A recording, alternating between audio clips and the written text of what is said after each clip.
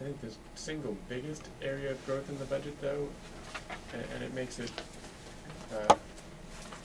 appropriate given yesterday's action, is healthcare costs. I think it's something like $70 million increase in healthcare costs from last year, and I think if you look year over year, healthcare costs continue to be a major cost driver in the state budget. And so as we continue to work on healthcare reform on the national and state level, it's appropriate because it really is the fastest growing component of not just the state budget, but I think businesses and families across the state. You've been working this year to sort of keep the administration informed on the budget. Do you have a sense, is this something they support?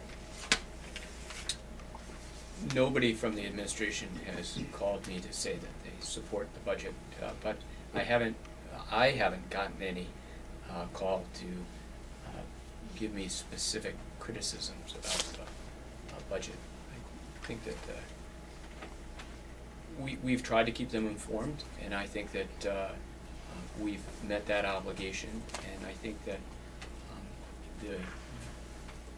the marker of the fact that this is a good budget is that it was an 11-0 vote out of the committee. You've talked about trying to avoid what happened last year. Do you think this budget means you won't have a veto and a veto override? I don't think that it's helpful to predict what would happen, but I think this is a good budget, and I think that this is a budget that is balanced and should be approved if it came to that. But there does seem to be a big change in the level of tension or the general tone or whatever as we enter this phase of the budget process versus last year. Well, I have to say that, you know, while we've made an effort to communicate, there's been a lot more communication coming from the administration to us. I've seen a big difference this year in that as well. I think that's a testament. In the middle of the summer last year, we had discussions at the leadership level in the legislature about how we could address the concerns that had been raised about the budget process last year. And we sat down with the administration. There were members of the House that sat down with the administration. We, I think, really have worked to try to address the concerns that were raised last year on both sides and figure out a way to communicate more effectively and try to bridge the gaps without running into roadblocks. Can you, Mr. Speaker, some of this document discusses how you restored recommendations that the governor made, but can you, for the benefit of those who don't follow this every day across the state, what do you cut out of human services? Give me just bullet points for what you did put forth here. Well, I think that the areas that we did address include some limitation on some healthcare services. There were some recommendations that were made by the administration with regard to numbers of visits in particular areas, making those reflect the number of visits for providers that exist in other states and best practices. We also addressed some concerns around the deductibles, and we did raise the deductibles, I think, in certain instances.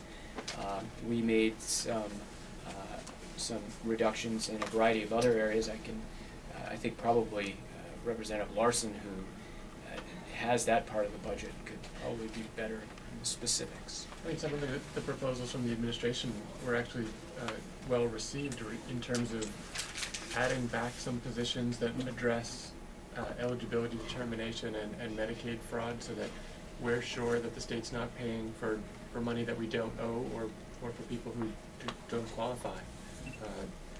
And there were also changes and eliminations in many cases to many grant programs, to many contracts. So there's both some big chunks and some little chunks throughout AHS. And I would just emphasize that I think the significant issue is the bottom line, that it's a balanced budget. I know that there are some out there who want to see dramatic cuts But I think our measure was, can we balance the needs of the state and the needs of Vermonters with the need to have a budget that's within our resources, and that's ultimately what was most important to us, is that we were able to do those things. So for those who are looking for something dramatic, on some level I hope that they don't find it. But in terms of making difficult choices, there are difficult choices large and small throughout the budget. Was the reaction from advocates different this year, or did they have less to cry about? I think that if you had attended our public hearings, you know, there were proposals that people were very, very concerned about. And as we've laid out, they were generally proposals for cuts to programs and services that meet the needs of the elderly, the disabled, children with special health needs. Those were the issues that we heard the most about. And is that the stuff you're saying you reacted to, or Yes. what was your reaction? Okay, that's the stuff that was built back in. Right. Yeah, we heard some very serious and dire concerns about some of the proposals that advocates told us would seriously threaten the health of seniors and those with disabilities. And so we try to take those to heart and make good decisions about those. Would you say you generally built them back in halfway to sort of compromise on this, or was it a matter of A being? lot of things were fully restored. Hmm.